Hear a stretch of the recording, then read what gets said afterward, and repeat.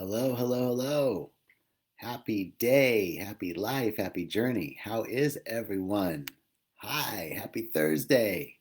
Happy walking the path. I'm so glad to be here with you all. It's really great. Um, and it's great to begin. Great to begin. We're waiting for some traffic to build. I know that my dear sister Jen is in the background supporting, and I'm super grateful. And I'm grateful to be here. So, just taking a moment right now in this now moment to welcome you all and to thank you for being here, and also to step into what we call an evocation. Right? An evocation is something that we do at Agape. Uh, we do this before we start service, we do it before we start a meeting. And an evocation is to say that we know that the presence, the universal presence, the divine mind is always present. It's never absent. It never wasn't. It's equally distributed everywhere. It's not bigger somewhere else. Like it's not bigger where Deepak Chopra is and smaller where you are or where I am. It's just as full where Deepak is or where Reverend Michael is or any of the other luminaries. Uh, it's just as big where Thich Nhat Hanh is as where you and I are. So the presence is everywhere. So we don't have to invoke it. It's already here. We evoke it, which is an awareness, that, bringing our awareness into a fuller understanding that the presence is here. Okay, so that's what an evocation is, and that's what we're going to do really quickly before we start this Facebook Live, which is starting with a question: how do you perceive life? And the key is that life that life responds to us according to our perception. That's the key. That as we perceive, so do we believe. As we perceive, so it is. We're talking about quantum physics, we're talking about metaphysical truth, but this is the key to living a magnificent life. Viktor Frankl says the only thing that we have is our ability to respond to external stimuli. That's our only power. That's our superpower, actually. So here I am talking about all the points I wanted to make in the talk, and I haven't done my evocation. So let's jump into the evocation, because we start always in everything that we do with gratitude. So let's just join me for a second. If you are able to, close your outer eyes, just turn away from the world of effects for a moment, and we anchor into a realization of gratitude. For gratitude is the energetic signature that it's already done. So when I start with gratitude, I know that it's already good, it's already done, and I'm grateful. I'm grateful for the opportunity to step into a technology that allows us to communicate with each other, that allows us to connect with each other in new ways. I'm so grateful to be awake and aware and alive today. I'm grateful for a place called Rythmia. I'm grateful for Jerry. I'm grateful for, so much of life, all the blessings that have been bestowed that we don't even realize. So many blessings. So I'm just grateful. And in this recognition of gratitude, I recognize that there's one source from which all things flow, one mind, one field, one unified field, one field of the possible, one field of infinite possibilities. That field, you can call it love, intelligence, you can call it beauty, you can call it wisdom, you can call it the universe, you can call it the all in all, you can call it God, you can call it whatever you'd like, divine and loving Holy Spirit, whatever it is that connects you to that which is in back of everything. That's what we're recognizing now. We recognize it as love. It's only love. No matter what the appearances are, love is the fundamental lodestone of life. It's what underwrites everything. So I know that this presence is loving, for it gives me the gift of life without any condition. I can do whatever I want with it. So I know it's loving. And I know that this presence is abundant because it takes out of itself and creates more of itself without ever depleting itself. So I'm grateful to recognize the abundant nature of love in the divine. And I know that it's flowing in me right now. I know it's flowing in you right now, because it can't be any different. It's never absent. It's always present. So this is what I know, that right where you are, the presence of intelligence and wisdom and excellence and creativity and love and beauty and joy and harmony and peace and balance, they're all right where you are. They're right where I am. And so together in this recognition of oneness, wow, my eyes are clear. I see clearly now, and know that everything that's going to unfold in this talk is right on time. It's just what needed to be said, for it is the divine intelligence moving through us all. We're co-creating it together.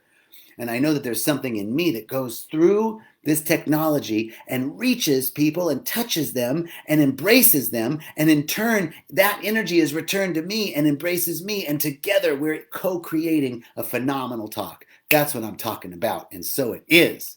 All right. Well, that's just a little way of beginning our evocation, beginning with an evocation. So I'm really grateful to be here with you and to start with today's topic. How do you perceive life? And the principle is kind of what we were talking about in the evocation, is the uppermost God, the uppermost intelligence, the uppermost realm of the unified field, and the innermost aspect of that are the same.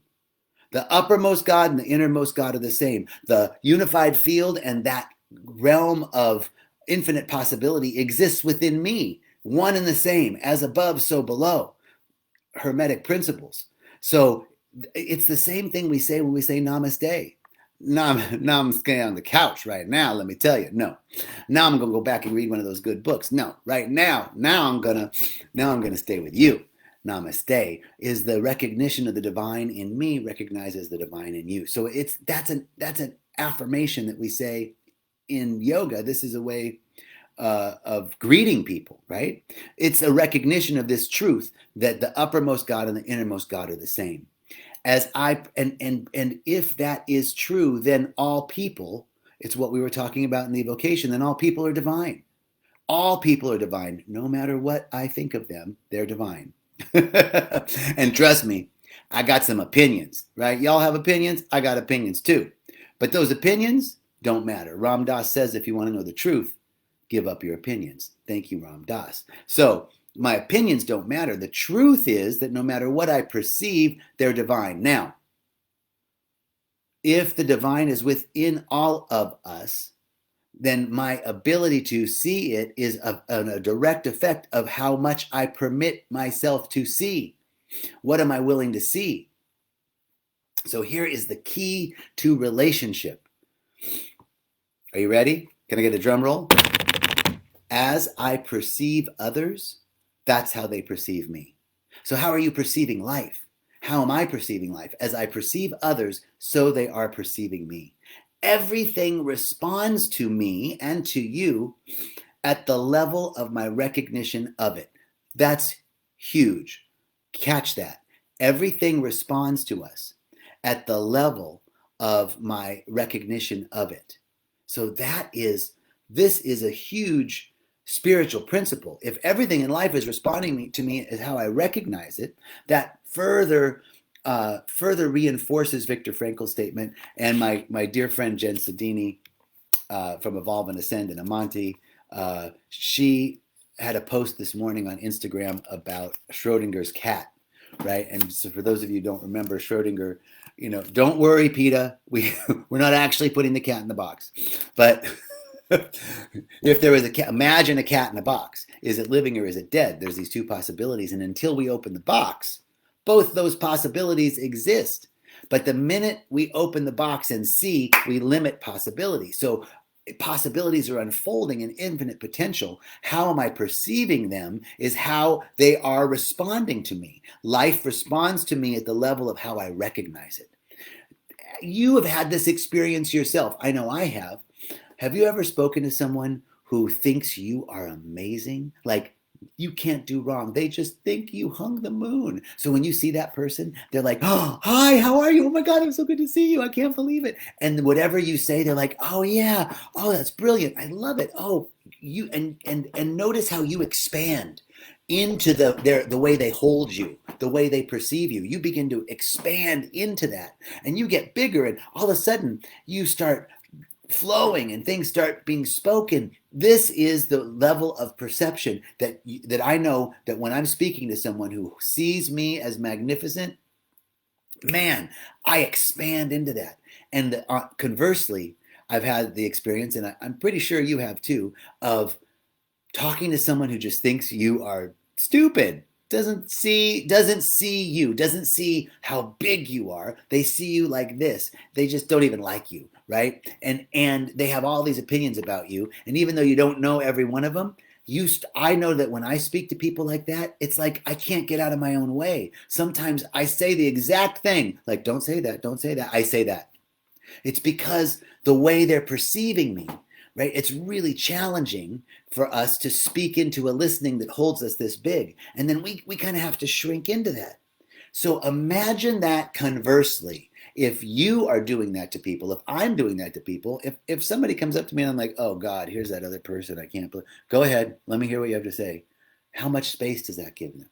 This simple way of interacting with people is a great example of the spiritual principle that everything in life responds to me at the level of my recognition of it. How am I perceiving life? So, am I perceiving life that everything is divine? Am I perceiving that everything in life is an expression of one source, one power, one life, and it's all unfolding in perfection no matter what the appearances are? Let me see it. That's a new way of perceiving life, and life can fill that, right? Can fill, if you hold life big, it's going to fill it. Just like if somebody holds you big, you can grow into that space. If you hold life like this, it's going to fit into that. So how am I perceiving life?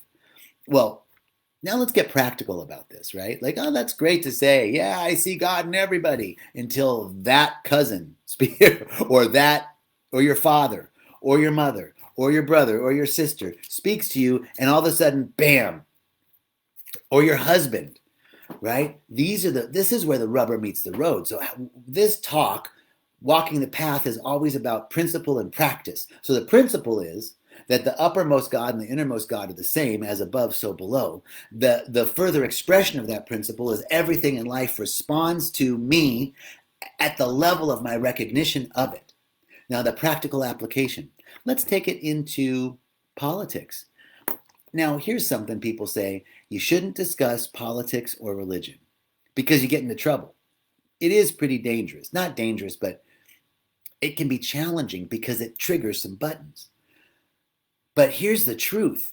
We have to relearn how to have civil discourse, how to have a conversation with someone and be in disagreement, but have it be okay. The fundamental principle of that is that I'm not trying to convince them or persuade them or cajole them to my opinion. Because that's when political conversation or religious conversation gets contentious. That is due to my intention to try and persuade someone. Even if maybe that's not my overt intention, underneath, I really just want them to think like me. Now, if I can actually have a conversation with someone and just share my beliefs and be interested in theirs, then there is an opening for a political discourse, or a discourse that has to do with religion, that isn't contentious, because I'm not trying to persuade you or convince you, because I'm not gonna convince an evangelical to be metaphysical. And an evangelical isn't going to convince me to be evangelical. I'm going to hang out in metaphysics. That's okay. But how can we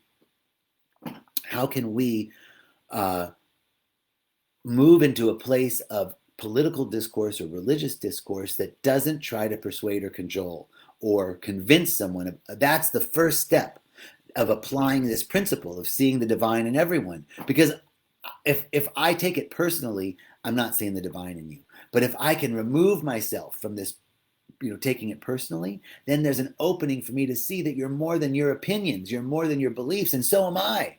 And now we're holding each other larger, and we can both expand into the way that we're holding each other. Life responds, people respond to us at the level of our recognition. Do I know that my brother's always this way? I know. Do I know that my partner, my husband, my wife, my lover is always the one that just doesn't complete stuff? Hasn't completed anything for 25 years. 90% done, doesn't finish the 10%. That's the way she is, or he is, or they are. My child, right? People will rise or sink to the level of expectations that you hold for them, is another way of saying the same truth, that life responds to me at the level of my recognition of it. So in political discourse, it's important that we remove ourselves from having to convince anybody and hold the other person in love, seeing them as big as they are. separate from their opinions, just like I'm not my opinions. Our opinions don't matter. The truth of who I am and the truth of who you are and the truth of who I'm having a political conversation is that no matter whether they're Republican or Democrat or other, they're an emanation of the divine. They are one with the source of all of life, just like I am. And if I can step into that recognition that I'm actually having a conversation with the divine, then we get into exploration and opening up the possibilities. This is where possibilities, infinite possibilities, begin to unfold and present themselves to us. Now, here's the other piece about political and religious conversation. We have to be in the world and not of it, right? So we take these political conversations personally because we're so engaged and committed to them. Like, I really believe in my political views, and that there's a big choice coming up in November. And if you choose one way or the other, it's going to have a big effect. And that's how strongly I believe. I really strongly believe in lesbian LGBTQ rights, right? In anti-hate crime legislation. I really believe in a just global society for people of all backgrounds, all expressions of pigmentation, right? That we're all the same no matter what the pigmentation is underneath. So if this is the truth, then I have to be in the world. I really believe those things. But if I come up with someone who doesn't believe like I do, it's not that I have to convince them or change their mind. But really what our job is to just communicate with them, to have a conversation, to get curious, to not try so hard to be understood, but try harder to understand. That is what is key in this particular situation. Now, I also have the same situation, another situation with my brother. My brother, he's a little bit overweight, like really struggling with his weight, and so much so that it's a challenge to his health. And for years, my other brothers and sisters and I have been, kind of nagging him and trying to browbeat him into movement or exercise or diet or do something, right? We've done everything. I've introduced him to trainers. I've offered to pay for the training, tried to give him counseling sessions, encouraged him to go to this program or that program, or tried to help, or right. And the whole time he kept saying, yeah, whatever, never did it. Finally, we all got so tired. All of us, there's 6 of us. We all got so tired of trying to persuade him or convince him. We just kind of stopped, kind of gave up on it. And we just kind of loved him for who he was. What could we do? We felt very strongly, just like in the political situation, we feel very strongly, right? Like this is a matter of health, and you have kids, and if you don't take care of yourself, you're not going to be there for your kids. And I mean, this is life and death. This is serious, right? But we just sort of, we gave up on trying to convince him. We didn't give up on him. We still loved him. Well, guess what happened? Guess what happened? The minute we all stopped, we all just kind of stopped. And then the next thing we know, we got a text from my brother saying, I just finished my 4th week of boot camp. I lost 8 pounds, Wow, right? Life and people, everything responds to us at the level of our recognition of it. When we were recognizing Donnie as a guy who was overweight and not doing anything about it, that's what he was. When we just recognized him as love, before we knew it, he was doing that which we really wanted him to do. Not because we were trying to get him to it. It just came up naturally within him. He began to see himself as love and loved himself enough to take a step. So this is how life begins to respond to us at the level of recognition. And it's the same with our personal relationships, husbands, wives, lovers, boyfriends, girlfriends, brothers, sisters, best friends, colleagues, work colleagues. Do I know my work colleague is this? They're always that way. Every time they come in the morning, they're going to be this way, right? There's no room for them to expand. Now, they might not immediately change. But our job is, no matter what the appearance is that they're representing, we still anchor into, I know you're an iteration of the divine. I know that the same God that is within me, the same divinity, the same perfection, the same wholeness, the same love that's within me is within you, whether you see it or not. And I'm just going to be there with you and not get caught up in the appearances. This is the true recognition of the phrase, be in the world and not of it. So there are so many other ways we can talk about this, but I think the key piece here is everything in life responds to us at the level of our recognition of it. How are we perceiving it? How are we perceiving life? Are we perceiving it as life sucks, life's a bitch, and then you die? Or are we perceiving it as life is continuously unfolding for my good? I know that everything is happening for me, no matter what the appearances are. It's not happening to me. So what might appear to be a negative is actually a positive, right? Let me tell you, I have a good friend who's a movie producer, and they're getting ready to drop this new film. My good friends Kimberly and Foster Gamble are dropping Thrive 2. The trailer comes out this Saturday. They thought the film would be done a year ago, and we wanted it to be done a year ago, but it wasn't. And we thought, oh, it's dragging on, it's dragging on, it's dragging on. Well, right now is the perfect time for that film to drop, because the content of the film speaks directly to what's going on the world scale, on the world level.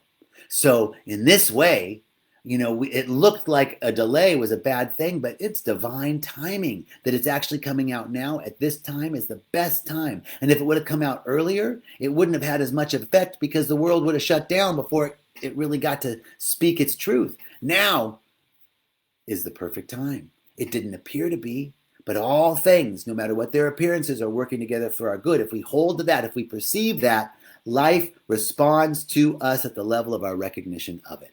All right. So that is the key. How are we perceiving life? Life responds to us at our level of recognition.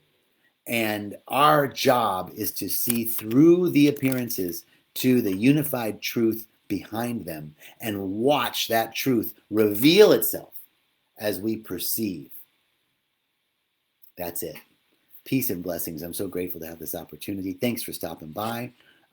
Be sure to check out Kim Terranova tomorrow for her Our Love Facebook Live. We've got I Am the Miracle with, I think Kim is doing that on Saturday too. And then we'll be back Monday with the amazing Natalie Ledwell for Rise Up Conversations. Natalie Ledwell is the face of Mind Movies and co-creator of Mind Movies, which is an amazing platform for creating a moving visioning board. So, vision board. Check out Monday at 1 p.m. Pacific time. Rise Up, revolutionary conversations, evolutionary conversations from the emerging paradigm. So grateful, so thankful. Thank you so much. Have a beautiful day.